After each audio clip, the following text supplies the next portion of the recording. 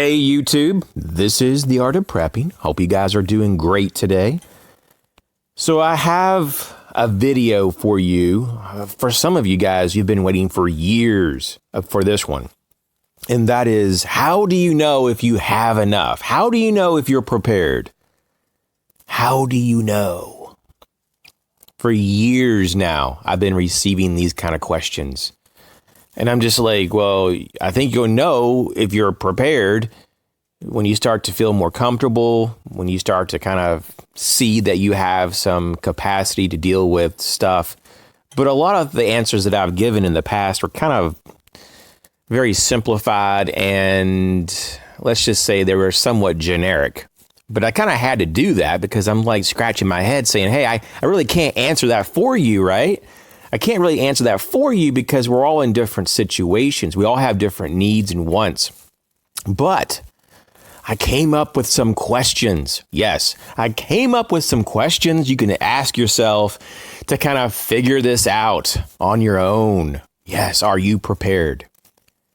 The first question is, how long would you last? If you couldn't leave the home, if you couldn't go to a store, just basically if you just couldn't leave. If you just had to stay in your house, at most, maybe you could go out into the garden, you could go outside on your own property, but that's it. That's it. If you just had to stay put, how long would you last? And go through every category of preps and look at how long each one of those can get you that you put back. So you may have 3 months of food because you know how many calories you have and you divided it up among how much you think you would need per day. Based on research, maybe you tried certain calories, and you're like, okay, 2,000 calories is good for me, or maybe 3,000 is for you. Maybe you're really active.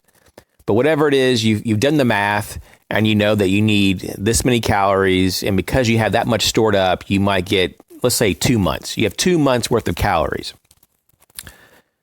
And let's say that you only have a month's worth of water. Well, that's a big problem. So you're not really able to go 2 months just because you have food. You can only go a month because that water is critical. It's essential. And so you have to look at whatever is the weakest link here. And that's just the truth of it. It doesn't matter if you have all this food. If you have no water, you're just going to die. Okay, so you're going to have to just be like really factual about this. Of course, this is all fixable, right? This is why you would look at this now than later, because you don't want to be in like a long-term emergency. And a month in, you go, oh my gosh, there's just no more water. I got all this food. I got all these wet wipes. I've got all this this or that. I got batteries stacked to the ceiling, but I don't have any water. So you're only as good as your weakest link. And so really focus on that. Whatever it is that you just don't have much put back or you don't know much about, and this goes for skills too. So how long would you last? The second question to help you break down this big mystery of how prepared you are is the question of, are you alone? Or are you part of some group, a church group, a prepper group? Do you have an actual family? Do you have friends that would be on board that you could work together in emergency? Or are you really alone? Like really, really alone? And I'm not talking about like, okay, you live alone. I'm talking about, are you alone? There's lots of people I know that live alone, but they're very social and they have all different types of groups they're a part of.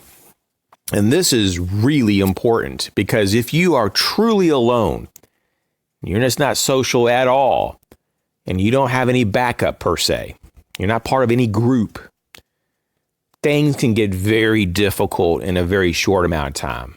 Some people do well, and you might be lucky and last a long time alone. But there's this thing called reality, and stuff happens, man. And it's happened to me. I'm sure it's happened to you. Out of the blue, something happens. You get sick. You get injured. Something breaks in the house, and you don't know how to fix it. And guess what? You need other people when these things happen. It's just how it is. Just how it is. So if you find yourself in a situation when you're trying to answer this question that, oh, I am alone, you might want to do something about that. Make a few new friends, right? Question number 3. What is your capability? And I'm talking about your true capability. Don't lie to yourself on this one. What is your capability to defend yourself, your family, your house, your property? If you have property, some people may live in an apartment, so I guess you're just going to defend that. What are your real options? Of course, this varies depending on where you live in the world, the laws, how much you can afford and all that. But really, what can you do? What is your capability? Is it just to keep maybe 1 or 2 people out of your house? That's about it? Because all you have is a baseball bat or a golf club? I mean, really, what do you have? I mean, are you the person, though, that has a lot of capability? Maybe you have certain weapon systems that can take a large group out or prevent a large group from wanting to even mess with you. What is it that you really have? And be honest with yourself. And I'll just give you an example. I know a lot of people that are hunters, a lot of hunters in my area. And a lot of these hunters have a large selection of firearms for hunting. But what's really interesting is that they don't typically keep a lot of ammunition. They just don't. They might keep a box or 2 for every rifle or every firearm. And that's about it. So just because you might have a lot of so-called firearms doesn't mean that you have a lot of bullets. And that's kind of important, right? To have those bullets. So you kind of want to see what your real capability is. Question number 4. Renewable resources. How many renewable resources do you really have? Do you have the ability to generate power? Can you filter water? Can you grow food? Etc., etc., etc. Make a list. Make a list of those things that are renewable in your system. And question, how can you do this better? What could you add to your system? How could you increase your renewables? Question number 4. Now, question number 5 is to list your skills. What are your skills? What do you really know? What do you know how to do? Do you really know basic survival skills and techniques? Do you really know those? Do you just think you know them? I mean, do you really practice them on a regular basis? Do you really have a larger concept of what it is to have a variety of survival skills? If not, you definitely want to look into it. That's a real big deal, right?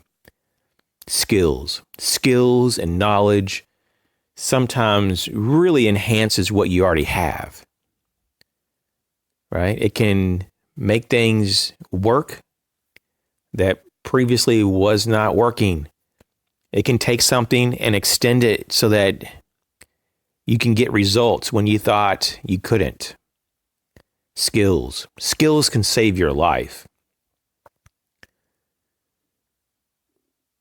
So these are the 5 questions which I hope will help solve the mystery in your life. Are you prepared? Are you prepared enough? Just want to thank you for checking this video out. If you like the video, hit the like button, share my videos, subscribe, leave a comment. Thank you for watching and for your support over these years. You guys take care.